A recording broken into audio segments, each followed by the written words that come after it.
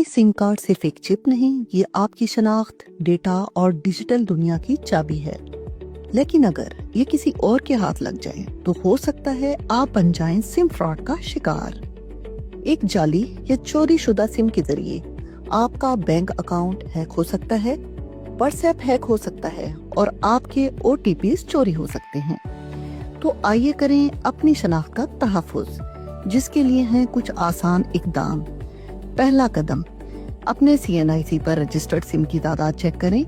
अपना शनाख्ती card number बगैर dash के भेजें 668 पर। दूसरा कदम, अगर कोई ऐसी सिम आपको नजर आए जो आपके ज़ेरे इस्तेमाल नहीं, तो फौरन रिपोर्ट करें और ब्लॉक कराएं। तीसरा कदम, सिर्फ कंपनी के मजाज नुमाइंदे से सिम खरीदे। फिंगरप्रिंट्स या शनाख्ती मालूमात देने से पहले तस्दीक करें। चौथा कदम, अपनी सिम को पिन कोड और फोन को लॉक रखें। पांचवा कदम, अगर आप सिम फ्रॉड का शिकार हुए हैं तो फौरन शिकायत करें।